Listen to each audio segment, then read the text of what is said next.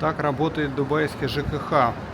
Раз в несколько дней выходят 4 человека со швабрами, со шлангами и полностью сверху донизу, слева направо промывают и протирают весь наш дворик, чтобы ни одна пылинка не омрачила отдых проживающих.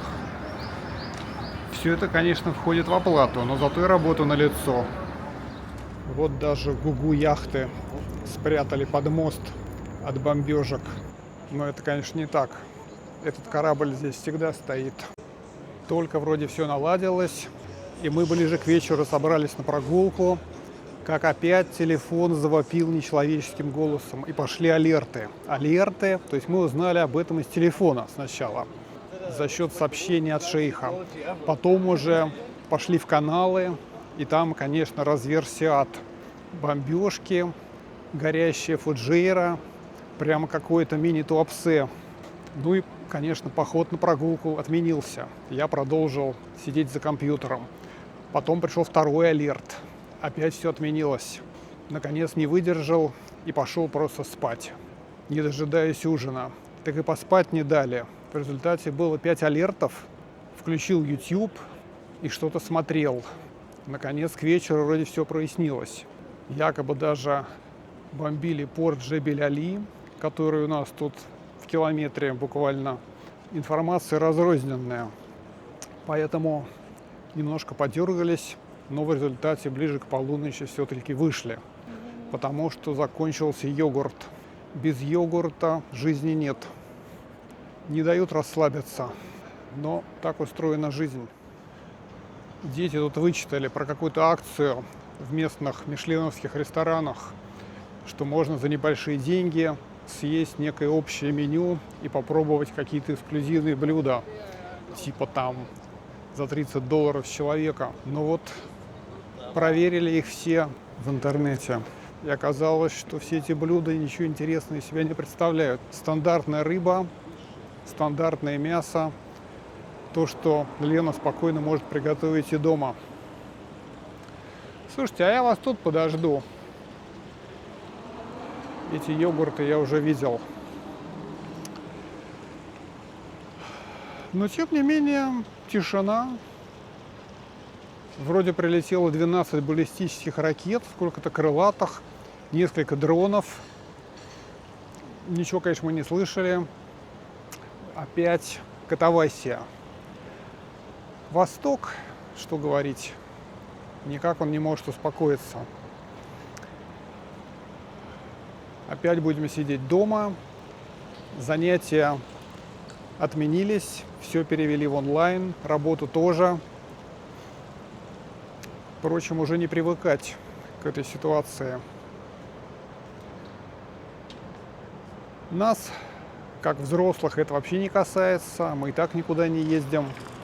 Я сегодня даже поленился в бассейн спускаться, еще до всех этих осложнений. Но с другой стороны, если уже пошла тема давить, то надо уже давить до конца. Чего размениваться на какое-то сюсюканье. Если что-то не нравится, надо действовать. Мы лично всегда так рассуждали. Поэтому, если шейхам что-то не понравилось, конечно, надо мочить. Хотя, так формально, всех жалко. Я бы сам, конечно, в эту бутылку не полез, что говорить. Но здесь пока все взвесишь, мы и взвесить-то не знаем, что. Местным, наверное, это лучше видно. Поэтому, опять же, будем наблюдать. Над нами не каплет. Как сидели, так и сидим. Никакой особой разницы нет. В Москве сейчас не менее беспокойно. Разбомбили вот дом на Мосфильмовской. Ну, что говорить, и у нас в Беляево тоже были прилеты в первый год. Никто не защищен до конца.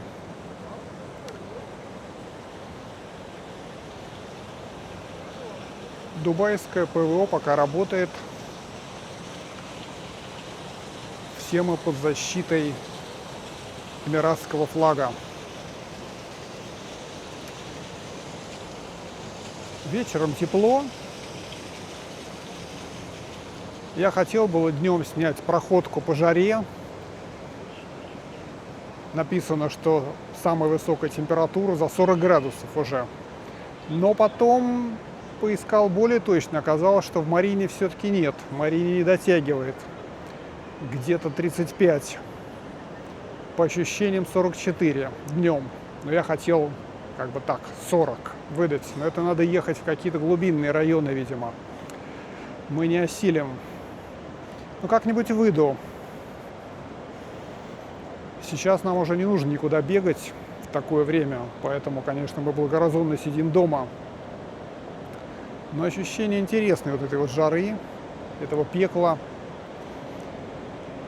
Сейчас максимальная отдача ультрафиолетовых лучей. Сколько-то там зашкаливающее количество баллов. Написано, что крайне опасно. Качество воздуха низкое. Но сидя дома, это никак не заметно. Кондиционер мы включаем только когда нас нет в помещении. То есть на ночь мы включаем в гостиной, а днем включаем в спальне. И температура падает на сколько-то градусов, и потом ее на несколько часов хватает. Такого, что прям нужно было прильнуть к кондиционеру, здесь нет. Потому что здесь кондиционеры мощные, они встроены в дом, то есть это не какие-то там настенные варианты с пультами, а это такие как бы короба внутри дома, которые питаются от центрального мотора где-то на крыше. То есть это все очень серьезно. И они, конечно, прокачивают абсолютно без проблем. Быстро догоняют до любой температуры, какую задашь. Мы особо не злоупотребляем. Поэтому неожиданно, хотя с другой стороны, понятно, что всего можно ожидать. Будем смотреть, опять же, не скучно. 7 пятниц на неделе. Я думаю, что до конца месяца нам вообще не о чем даже беспокоиться. Куда-то рыпаться мы и не собирались. Смотрим за обстановкой, качаем что-то с интернета. В общем-то, все нормально. Так, ну что, наверное, йогурты уже готовы. Пора проверить ситуацию в Карфуре. Конечно, любопытно сидеть в центре мусульманской страны под защитой израильского железного купола и по израильскому же телевидению смотреть за новостями. А где йогурты? Простите. Иди, покупай. Что, нет? Нет. Ой-ой-ой. А что же мы будем кушать? Вот он, голод подступает. Вон машина, смотри. Плати полную стоимость. А, полную стоимость никогда. Нет, на это мы пойти не можем. Полная стоимость — это банка по $5. Никогда мы столько не платили. Смотря какой. Но если 400 грамм. Придет голод, мы будем по $5 брать. Нет, ведро. будем голодать. Литровое Ладно, ведро. по 2 до, по 1,5 доллара. Я буду есть бананы, как в 1,5 90-е. доллара ведро будем брать. Я и могу творог сделать. Вот видите, что происходит. Бесплатную еду не раздают уже. Надеюсь, что это одноразовая акция. Дубай Марина Молл во всей своей красоте и пустоте. Потому что на ночь он все-таки закрывается. Огромное сооружение. И на переднем плане кафе, включая наш любимый хлеб насущный. Но если мишленовские рестораны нас ничем не порадуют с большими скидками, опять придем за этим кофе по 20 дирхам, которого там кот наплакал, но довольно вкусно. Тем временем обсуждаем покупку моющего пылесоса, роботизированного. Пыли много, особенно с этой войной. Летит пыль. Надо, чтобы он сам ездил и собирал. Потому что мы в пустыне живем. Потому что мы в пустыне, да, пустыню никто не отменял. Вот такие у нас заботы. Особенно со стройкой скорее. Стройки рядом строят, да, разгоняют песок. Надо себя чем-то радовать. С этой швабры не набегаешься. В Москве у нас этот Керхер работал. Он, правда, был не водяной, а обычный, роботизированный. Но шума от него, конечно, не дай бог. Надо будет его на ночь закрывать в гостиной здесь, чтобы он ездил. Можно взять тихий. Тихий будет дороже стоить. Ну, заплатишь, ничего страшного. Да, ну ладно. Все равно Не заняться, будешь кофе пить заняться месяц. больше нечем. Да. Месяц кофе не будешь пить и все. Да. В общем, вот такие вот объемы задач. Хорошо, что почти никого нет. Как это приятно. Конечно, это неприятно в общеэкономическом плане, но ходить очень необычно. Этим мы наслаждаемся. Сразу так широко, целый проспект. Вот до чего дошел мир. Но мы как-то попали прямо в такой водораздел. Ни туда и ни сюда. Хорошо, что ничего не каплет. И не падает на голову также. Я думаю, в некоторых других странах сейчас даже более опасно. Здесь все-таки американские антиракеты, которые никто не отменял. По первой сессии войны все было достаточно безопасно для простых граждан. Да, вот кот. Кота ничто не тревожит. Ну, это что-то самое красивое. Класс. По-моему, он спит просто. Нет, он наполовину спит. Кис-кис-кис-кис. Ладно, не будем его пугать. А он и не пугается, он наоборот только рад нас видеть. Привет. Ладно. Гуляем дальше. От тепла, кстати, сразу появились сверчки. Тут вот немного слышно. Где-то он, видимо, в пальме сидит. А у нас рядом с домом прям очень громко. Там тоже такой небольшой ресторанчик. Горшки с цветами. Видимо, он там где-то угнездился. Насекомые чувствуют, когда можно начинать жить. Человек тоже.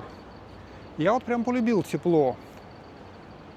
Как я всю жизнь провел в этих сугробах, абсолютно не представляю.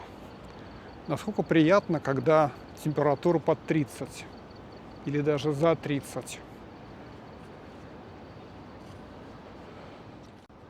Последние сообщения какие-то должны быть. Никаких. Состояние обстановки. Никаких. Что летит? Возможно, магнитные бури. Ерунда. Ну все. Этого мы не боимся. У нас Только- есть непроницаемый зонд. Только магнитные бури на Ну вот, радаре. как все спокойно стало. Не будем напрягаться. Кот опять расположился. Прекрасное место и время быть котом в Дубай-Марине. О чем еще можно мечтать? Кажется, экспаты все спят тихим, спокойным сном в своих европейских и американских домах. А мы будем спать здесь, у нашей кроватки у окна, от которого телефон нам советует держаться подальше. Но нас это не остановит.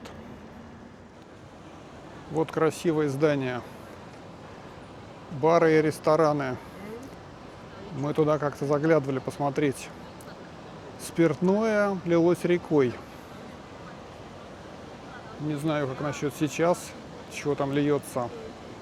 Слезы барменов, наверное, ждущих своего часа. На редкость миролюбивая картина. Тем временем все блогеры напряглись и ждут завтрашнего утра.